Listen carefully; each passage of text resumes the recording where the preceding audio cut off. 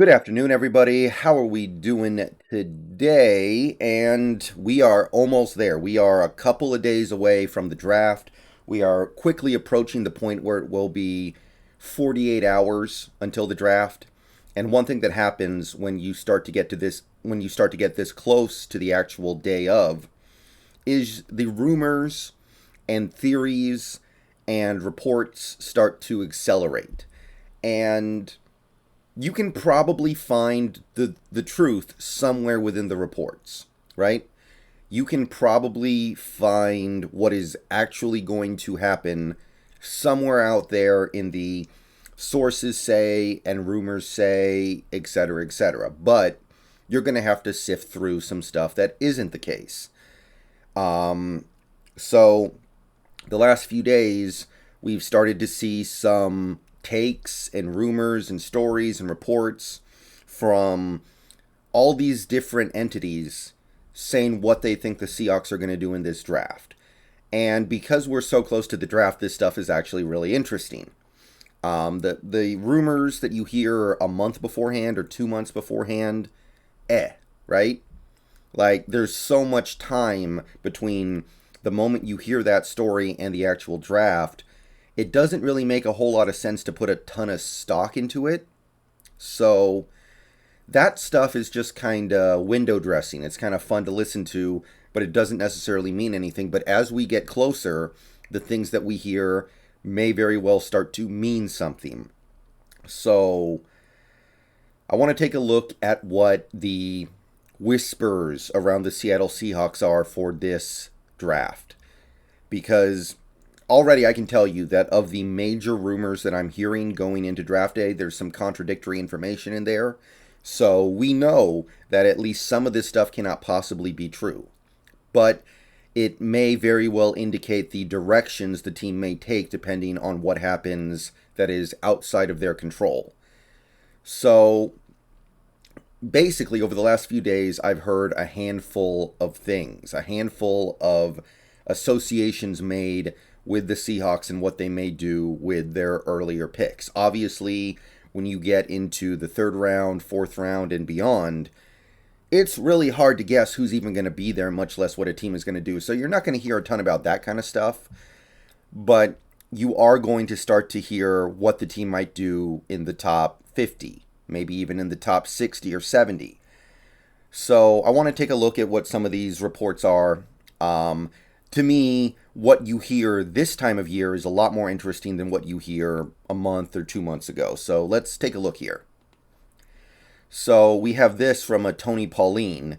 One of the hottest rumors of the last several days is that the Seahawks may take Trevor Penning with the number 9 pick. Now, I'll talk more about Trevor Penning tomorrow, but let me just put this out there right now. This is one of my nightmare scenarios. This is one of my least favorite options that we could take. If we take Trevor Penning with the 9th pick, that is borderline worst case scenario for me.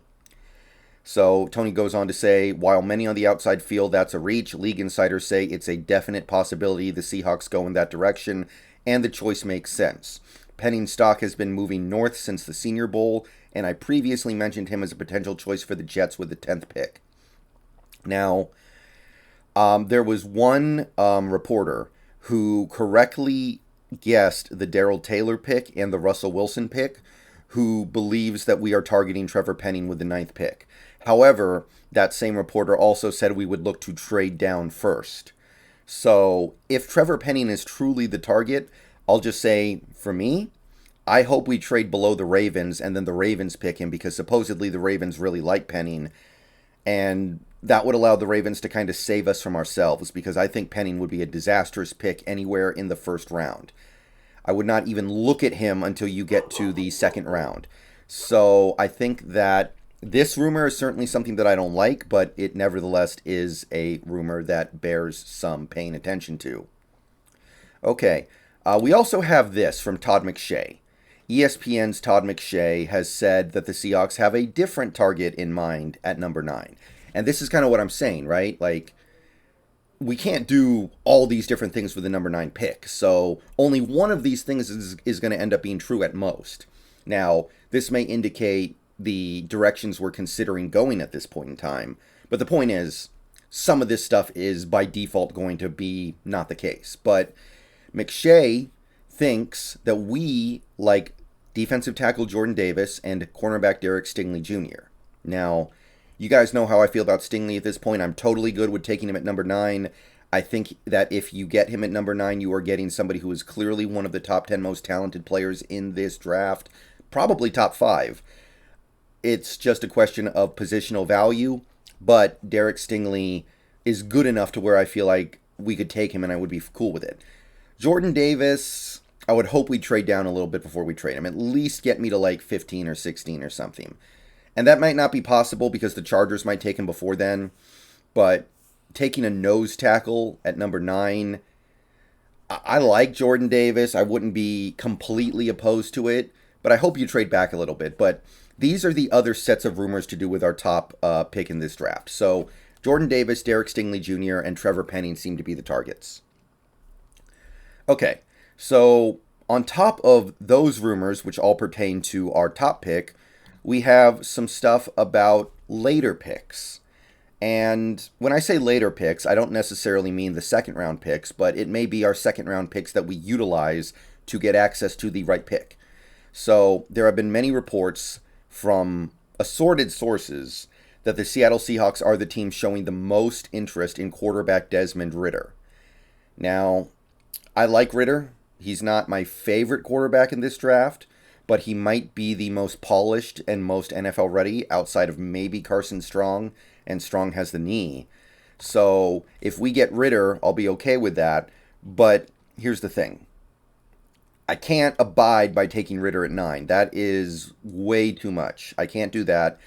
And according to what I've seen, a lot of teams, like about half the teams in the league, value Ridder at a first round value. So you're probably not going to be able to get him in the second round. Maybe if the cards fall the right way. But Desmond Ridder is probably going to go in the back end of the first round. So if you want Ridder, you may have to trade up in the second round.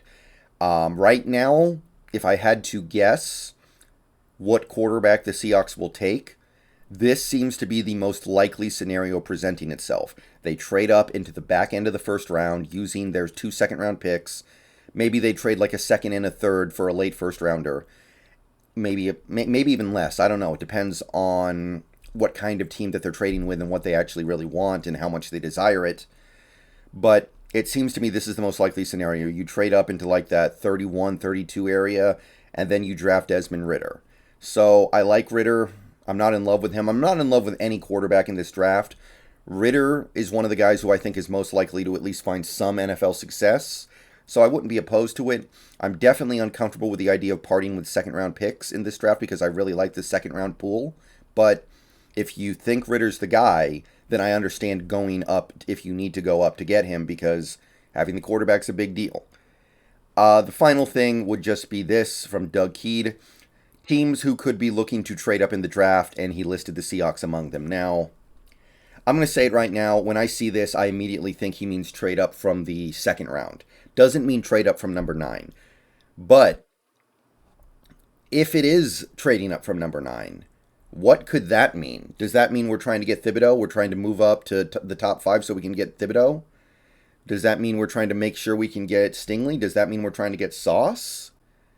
I don't know. This would be a huge surprise to me if we actually traded up from number 9. But it seems to at least be a possibility based off this report. But more realistically, I think we're looking to trade up from number 40 and 41. Like I said, it makes a lot of sense for us to desire to trade up into the back end of the first to get Ridder, maybe Howell. Remember, if you do that, you gain access to that 5th-year option, which you would not get if you take them in the second. So maybe that's the direction this team is going right now. But these are the rumors as I see them right now. Let me know what you guys think. Let me know what you like. Let me know what you don't like. Do you buy any of it? Do you buy none of it? Do you buy all of it? But based off what we're looking at here right now, I think you can get some idea of the directions we might go. But as we say, this is the time of the year for smokescreens. And that's the question here. Are these our targets, or are these our smoke screens? Are we actually thinking about getting somebody completely different? Are we thinking about getting Jermaine Johnson at number 9 overall, and we're throwing all this stuff around to confuse people? Are we planning on staying put in the second round, not getting a quarterback in this draft at all, maybe, and using our picks to beef up the defense because we're running a new defense, maybe beef up the offensive line a little bit? That's the question. So let me know what you guys think about all this, but these are the likely rumors as I see them now. At number 9, Penning, Stingley, Jordan Davis. Second round, looks like we're trying to move up a little bit to pick up a quarterback like Ritter. And don't rule out the possibility of a trade up even in the first. All right, see you guys later. Go Hawks. That's what we're looking at right now.